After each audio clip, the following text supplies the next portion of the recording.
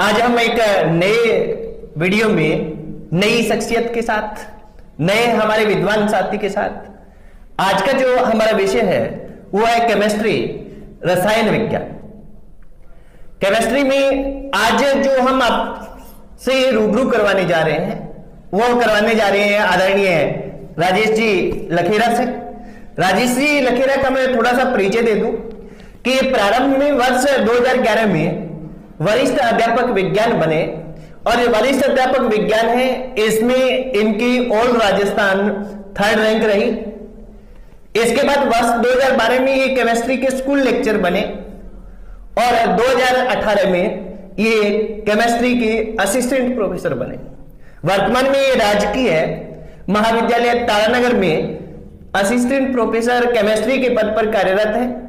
राजेश जी, आपका हमारे YouTube channel पर हार्दिक स्वागत है। धन्यवाद सर। सर, हमारे जो भी विद्यार्थी रहते हैं साइंस स्ट्रीम के रहते हैं, केमिस्ट्री की काफी डिमांड चल रही थी टाइम से, तो आपने सबसे पहले हमारे विद्यार्थियों को इस बारे में थोड़ा सा अवगत करवाएं कि केमिस्ट्री विषय है, सब्जेक्ट जो है, उसको एक केमिस्ट्री का विद्यार्थी कहां से पढ़ना स्टार्ट करे। अपने मेनली के असिस्टेंट प्रोफेसर को फोकस करके बात कर रहे हैं, तो असिस्टेंट प्रोफेसर का, क्योंकि वो पीजी कर चुका होता है, नेट जेआरएफ भी कुछ कर चुके होते हैं, कुछ पीजी में होते हैं, तो कहां से स्टार्ट करनी चाहिए उसको। श्रीमान जी, केमिस्ट्री पढ़ने के लिए सबसे पहले मेरा मानना है कि बेसिक से पढ़ना शुरू करें। हाँ जी। बेसिक में सबसे पहले जूनियर व सीनियर की बुक्स को पढ़ें। जूनियर सीनियर्स की बुक जैसा मैंने तैयारी की थी, हाँ, आपके उसके आधार पर मैं बता रहा हूँ। मैंने सबसे पहले जूनियर व सीनियर की बुक्स पढ़ी। वैसे मैं जूनियर सीनियर को वैसे कोचिंग वगैरह कराता था, फिर भी मैंने जूनियर सीनियर्स की बुक पढ़ी अच्छे तरीके से।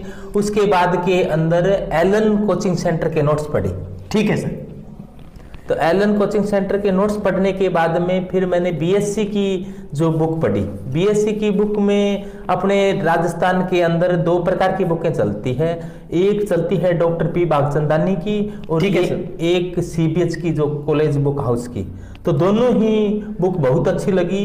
सीबीएच की ज़्यादा अच्छी है, लेकिन मैंने डॉक्टर पी बागचंदानी की ही पढ़ी, क्योंकि वो मैं लंबे समय से डॉक्टर पी बागचंदानी की बुक ही पढ़ता आ रहा हूँ। इसके साथ साथ केमिस्ट्री के लिए अपने राजस्थान में जयपुर में सरस्वती धाम नाम का कोचिंग सेंटर है। तो सरस्वती धाम नाम के कोचिंग सेंटर के नोट्स मेरे पास, विशेषकर केमिस्ट्री का ये सर वो, हाँ, वो स्पेशल केमिस्ट्री का है। नेट की, केवल नेट की तैयारी करवाते हैं वो, अन्य कोई तैयारी नहीं करवाते हैं। वहाँ के नोट्स मैं लाया था और उनका अध्ययन किया। तो उनके अध्ययन के आधार पर ही मेरा ये असिस्टेंट प्रोफेसर में चयन हो गया। इसके साथ साथ मैं पहले 2nd ग्रेड में लगा था, जैसे आपने बताया। हाँ, उसमें भी ये मटेरियल पढ़ा था, कोई ज्यादा नया मिला के। जैसे असिस्टेंट प्रोफेसर के 2 पेपर होते हैं, पेपर फर्स्ट और पेपर सेकंड। इसके सिलेबस के अकॉर्डिंग कोई और विशेष बुक्स पढ़ी हो आपने? इसके लिए सर जी मैंने बीएससी की बुक पर ज्यादा गौर की। बीएससी, हाँ, तो ये असिस्टेंट प्रोफेसर सिलेबस के लिए थोड़ा सा, क्योंकि बेसिक बातें हम, जैसा सर ने हमें बताया कि कक्षा 11 और 12 की जो बेसिक बुक्स है वो तो पढ़नी पड़ेगी। इसके साथ में ही सर ने जो सीबीएच और बागचंदानी जी की बुक्स बताई हैं, उनमें से कोई एक आप पढ़ सकते हैं। और साथ में क्या है कि सरस्वती धाम कोचिंग जो जयपुर में है, जो केवल नेट की केमिस्ट्री की कोचिंग करवाता है, उसके नोट्स भी सर ने पढ़े हैं। हम जानना चाह रहे हैं सर कि ये जो हमारे विद्यार्थी हैं असिस्टेंट प्रोफेसर की, ये चीजें तो पढ़ी, इसके अलावा और क्या पढ़ना चाहिए उनको? ये बता दिया सर जी मैंने कि एलन के नोट्स से पढ़े, या फिर पीएमटी की जो गाइड आती है वो पढ़ ले। ठीक है सर। एलन का जैसे सर जो नोट्स हैं, ये जैसे प्रैक्टिस सेट होते हैं ऑब्जेक्टिव, वो ही करने चाहिए या कोई डिटेल में नोट्स आते हैं, क्या रहता है? नहीं, सब्जेक्टिव नोट्स आते हैं। सब्जेक्टिव पढ़ने चाहिए, प्रैक्टिस सेट भी करने चाहिए, क्या रहता है? सब्जेक्टिव पढ़ लें। प्रैक्टिस सेट में तो टाइम ज्यादा लग जाता है, विद्यार्थियों का टाइम ज्यादा हो जाता है, तो सब्जेक्टिव पढ़ना चाहिए। एलन के सब्जेक्टिव नोट्स भी पढ़े जा सकते हैं। ये डीटीएच, डिस्टेंस लर्निंग प्रोग्राम के अलग से आते हैं नोट्स, प्रिंटेड नोट्स आते हैं एलन के। अच्छा। तो उसके अंदर काफी अच्छा मटेरियल दिया हुआ आता है, वो बीएससी लेवल तक का आ जाता है उसमें मटेरियल। ठीक तो वो बहुत ही फायदेमंद बहुत ही होता है। उपयोगी रहेंगे। हाँ, और वो उसमें एक खास बात एक मेरे को लगी कि उसमें गलतियां नहीं है। गलतियां अपने जैसे +1 +2 की यानी कि 11वीं 12वीं की बुक पढ़े उसमें खूब गलतियां मिल जाती है, लेकिन एलन के नोट्स में मेरे को गलतियां नहीं लगी। ये मैं मेरा प्रैक्टिकल अनुभव बता रहा हूँ। हाँ, सर का मानना है कि एलन के नोट्स पढ़े तो बहुत ही कारगर सिद्ध होंगे, परंतु थोड़ा सा अपने को ध्यान रखना है कि जो डिस्टेंस लर्निंग के लिए जो हमारे नोट्स हैं वो पढ़े, क्योंकि वो पूरा विस्तार से दिया होता है और उसको अगर अच्छे से पढ़ें तो बहुत ही ज्यादा हमारे लिए बेनिफिशियल ये रहते हैं। तो सर इसके अलावा केमिस्ट्री के विद्यार्थियों के लिए कुछ और सुझाव आप देना चाहें तो? केमिस्ट्री के विद्यार्थियों के लिए मैं यही सुझाव देना चाहता हूँ कि खूब मेहनत करें, +1 +2 यानी 11वीं 12वीं BSc और टॉपिक देखकर MSc की बुक्स पढ़ें, और हो सके तो कोचिंग लेना भी बहुत अच्छा होता है। सरस्वती धाम में मैं कोचिंग कर आया था, वहाँ पर नया अब चल रहा है तो वहाँ पर भी कोचिंग ऑनलाइन ले सकते हैं।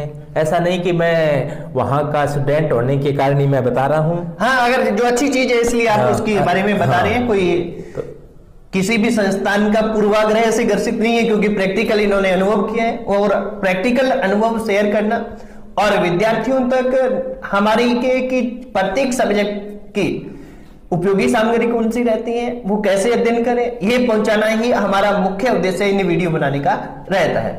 और सर कुछ और केमिस्ट्री के विद्यार्थियों को कोई आप संदेश देना चाहें?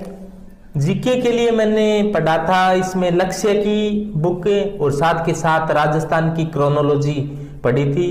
तो राजस्थान की क्रोनोलॉजी और राजस्थान की जो लक्ष्य की बुक 2 पार्टों में आती है वो जरूर ले आए, और वो बहुत ही उपयोगी साबित हुई।